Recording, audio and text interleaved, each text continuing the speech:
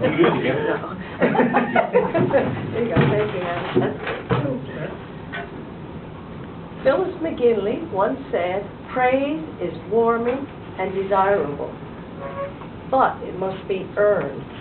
It must be deserved, just like the hug from a child." Fellow Toastmasters and guests, tonight I roast my dad, Heber Walters, posthumously.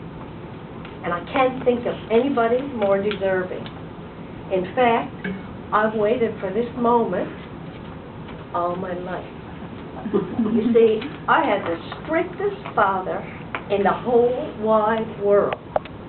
And being one of 6 children, I was the only one that had the nerve to speak back when spoken to by my dad. As a little child, I was doing something, being mischievous, as was part of the course for me, and was spoken to by my dad, not just once, but several times. And then my dad went to make the motion to take his belt off to me. And back then, the threat of that was more acceptable than it would be today, of course. And do you know what this bold-faced little kid had the nerve to do? Looked up in her dad's face and said, "If you do, your pants will fall down." Guess who got off the hook? I may have gotten away with that one, but let me tell you, I did not get away with much. Being the strict, old-fashioned father he was, we were not allowed to do anything. I remember wanting to go to a teen dance with my 2 best friends, who was a little bit younger than me, I might add, and their brothers played in the band. But because I was only 12 years, 11 months, and 29 days old, my dad said, "Nope, you can't go. It's a teenage dance, and you're not a teenager yet." We were never allowed to watch television or go outside on school nights. After all, my dad said, school nights were for studying and doing homework. Everybody in the community was outside on these beautiful spring evenings and the lovely fall evenings. Everybody, that is, except us. Also, we learned very quickly never to stay home from school sick on Friday, even if you were dying, because if you did not get through the door until you went back to school on Monday morning, except, of course, to go to church on Sunday. And go to church we did. I remember that Sunday evening service, which my dad held, and having to listen to him for 1 hour.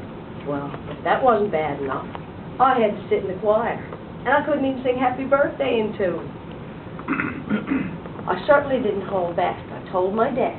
I didn't temporize. I told my dad. I said, the best thing about that was we got to go out on a school night, plus we got to walk home with our friends after the church service, to which my dad replied, "At least you were in church."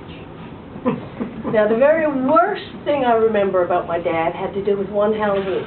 This rambunctious, active little kid rushed home from school and for the first time in her life ever did her homework without being told or asked or begged. And after the homework was done, grabbed an old sheet, made a little ghost costume, was ready and raring to go trick-or-treating. I sat and looked out the window, watching and waiting for my dad to come home from work. And the minute I spotted him, I shoved my feet in my boots and took off out the laneway to meet him, saying, "By the Lord Jesus, I'm going out tonight. By the Lord Jesus, I can't wait to go trick-or-treating." My dad replied, "Is that so? Is that so?" I knew by the tone I was doomed. And to this day, I cannot believe, Dad, that you would not let me go trick-or-treating because I said a bad word. Now, dads don't come any meaner, any stricter, or any more old-fashioned than Dad. And Dad, just for the record, if you went back to work after supper that evening, I said curse words that would still have your hair standing up straight. I guess I wasn't alone in my suffering. I had 3 brothers and 2 sisters who also shared that same strict dad. And let me tell you, Dad, the minute your back was turned, we had a ball. We went out playing hide and seek till after dark, and we stuck around and watched TV instead of doing homework. We had a ball. Things sure were different when you weren't around. I guess, in reflecting, You were pretty strict, but maybe not quite as strict as I remember. And in using my upbringing as a foundation for raising my own daughter, who's now 26, I often stood a little taller and a little prouder when she called me strict. And I'd even smile sometimes and share these childhood memories with her when she said, "Mom, I bet Poppy wasn't that strict with you." Boy, was she surprised when I told her. Toastmaster.